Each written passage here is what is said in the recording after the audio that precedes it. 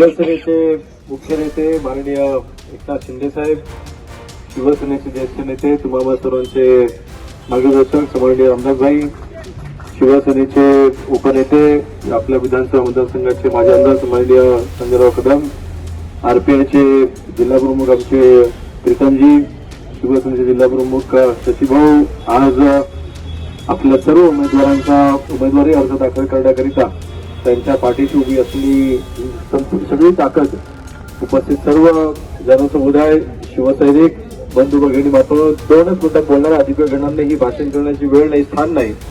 परंतु एवढंच मात्र सांगेन, 1.5-2 महिन्यापूर्वी खेड नगर परिषदची निवडणूक झाली आणि युती म्हणून आपण ही निवडणूक लढत असताना 21-0 असा आपण निकाल करून दाखवला. सन्माननीय रामदासभाई ज्या वेळेला आमदार होते त्यावेळेस असे निकाल लागायचे आणि जनतेचा उदंड प्रतिसाद हा आपल्याला त्यावेळेस देखील लाभायचा. आता योगायोग असा आहे, जिल्हा परिषद पंचायत समितीला देखील 21 उमेदवार आहेत, 14 पंचायत समितीचे आणि 7 हे जिल्हा परिषदचे.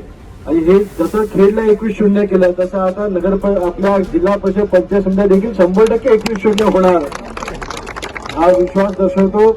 आपण आजच उमेदवारी अर्ज दाखल करतोय, अनेक भाषणं होणार आहेत. आज काय सगळ्या गोष्टींवरती मी बोलत नाही, परंतु आता निवडणुकीच्या तोंडावरती गावागावांमध्ये वाड्यावाड्यांमध्ये आम्ही तुम्हाला तुम्हाला सभागृह हवाय घ्या 10 लाखाचं पत्र, तुम्हाला काय रस्ता हवाय घ्या 20 लाखाचं पत्र. अशा एकाच लोकप्रतिनिधीने अख्ख्या विधानसभा मतदारसंघामध्ये कमीत कमी 20-25 कोटीची फक्त पत्रच दिलेली आहे, मंजुरी नाही. पण निवडणुकीच्या तोंडावरती फक्त पत्र. काही स्वतःच्या लोकप्रतिनिधी म्हणून त्यांच्या निधीमधनं त्या जिल्हा निधीला शिफारस केलेली पत्र, अशा फसवणुकीला कोणी बळी पडू नका. आपल्याला खरा विकास करायचा आहे, जो खरा विकास सन्माननीय रामदास भाईंनी या कोकणाचा केला, आपल्या खेड तालुक्याचा केला, जो आजपर्यंत कोणी करू शकला नाही, तसा खरा विकास हा आपल्याला करायचा आहे. त्यासाठी आपल्या सर्व जिल्हा परिषद आणि पंचायत समिती सदस्य आपण निवडून द्यावेत एवढीच फक्त विनंती करतो.